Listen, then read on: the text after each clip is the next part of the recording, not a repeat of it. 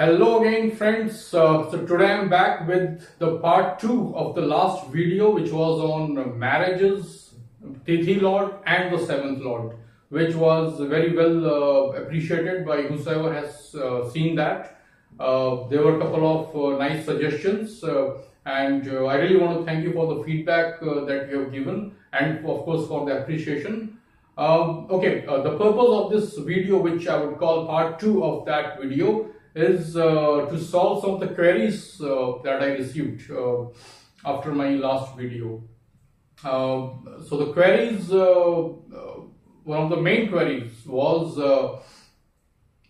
what happens when it is not in Kendra houses, that is in quadrant, or in trikon or the trine houses. So if it is not in 1, 4, 7, 10, or it is not even in 5 or 9, then how do we interpret the position of seventh lord with respect to the tithi lord, right? So the tithi lord we have to see, and from there we have to look at the seventh lord to understand the first marriage or the first serious long-term relationship, right? So I'll just give you a brief of the houses, how to interpret this sort of technique. So first one, okay, if they are conjunct, okay, if the tithi lord and the seventh lord are in the same house, well, in general it is okay. It is quite good rather. It shows a basic compatibility, and the priorities are converging, okay. However, there is a problem here. The problem is if the two planets are not natural friends. For example, if one is Saturn, the other is Mars, then there would be conflicts. There would be some kind of a fighting for space.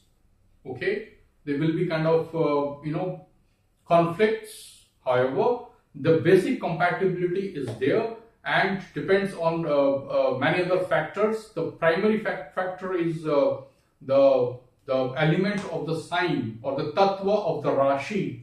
So that is an important factor. I'll talk more on that in this video just after a few minutes.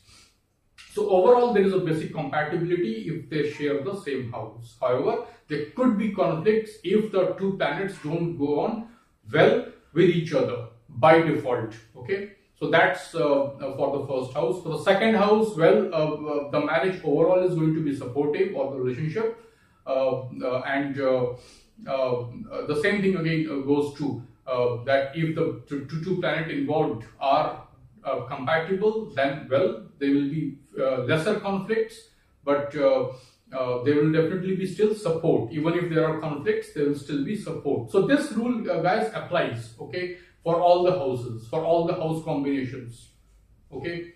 If they are in the same house, if they are in first and second house, and so on.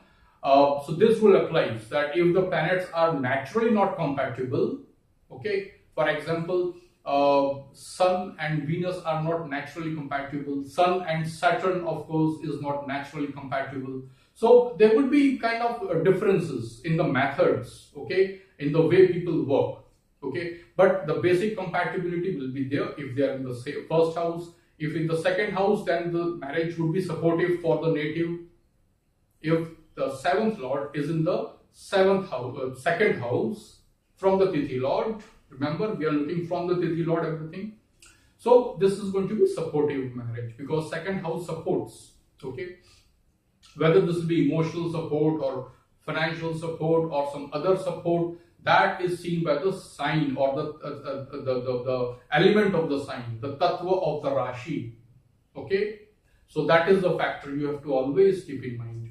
So if it is in the third house, then there is going to be a conflict of interest. It shows a basic incompatibility.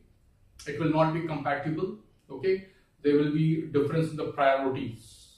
Okay, so that's a compatibility issue here. So that is not a compatible relationship to begin with. Okay, fourth, well, it is good, pretty good. Fifth, lot of infatuation and passion it all started with, so it is good.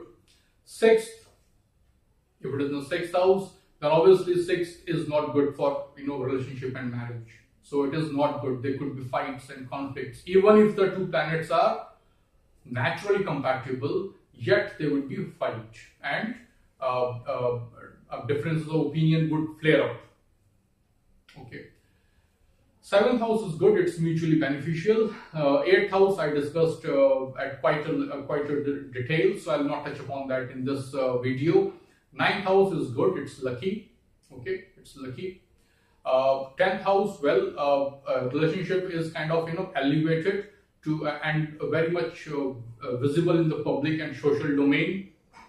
Okay, so it is good overall, and there has to be always a public element about it, a kind of an external element about it, a bit of show off, if you like. It's good for a relationship where the 7th lord is 10th from tithi lord. So if 7th lord being 10th from tithi lord, it is good, but there has to be some kind of external expression of it. Let's say the two are in the same workplace, well, it is good. If they are no longer in the same workplace, then it may not be so good. Okay, that's about 10th house. 11th, well, it's going to be gainful for the native.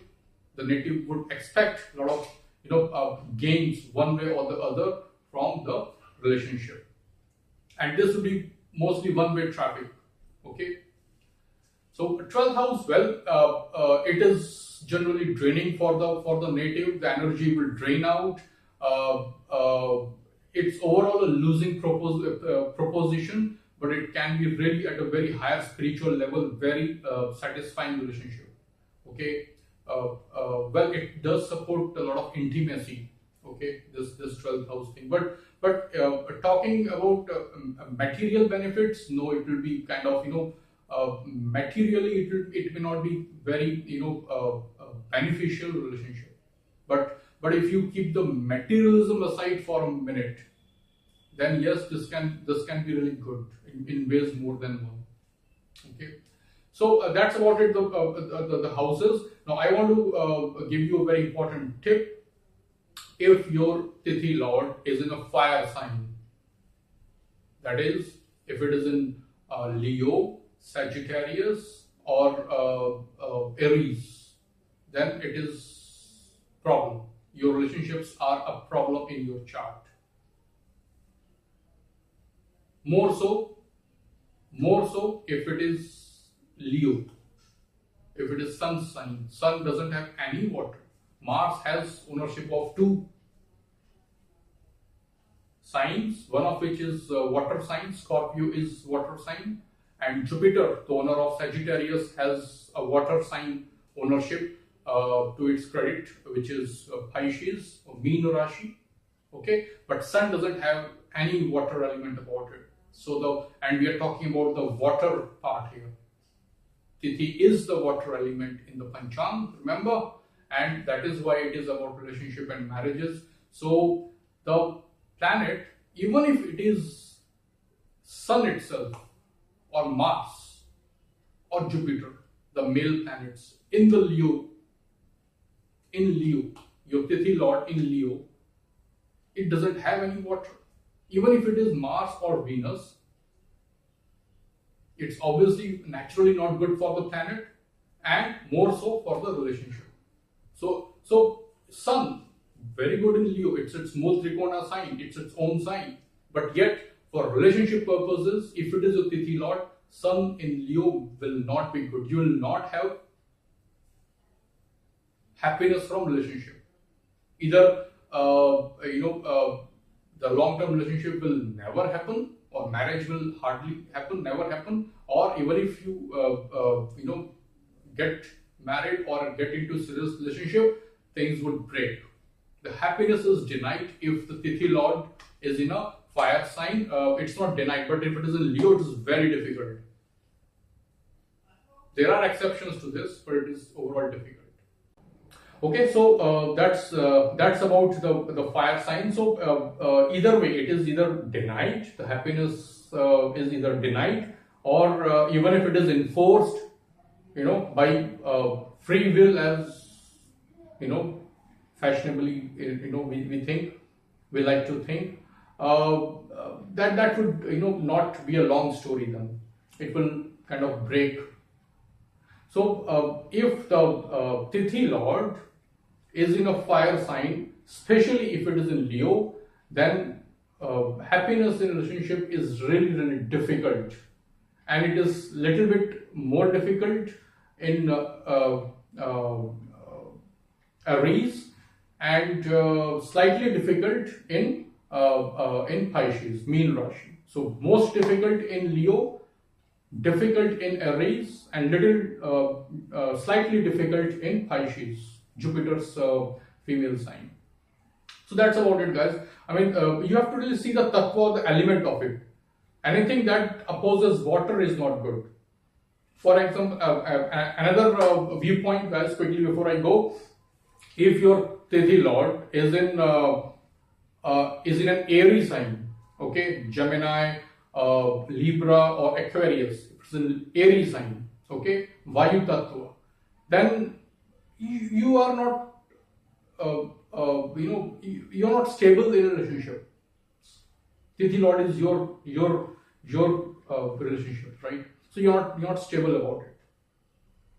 If it's in fixed sign, Ardhi sign, that is Taurus, Capricorn, or Leo.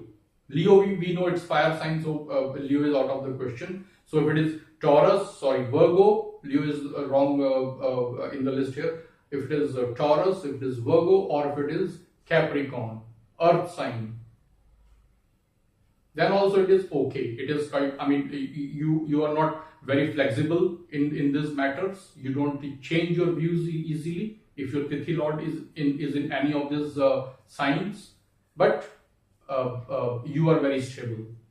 Fire sign, I just told you.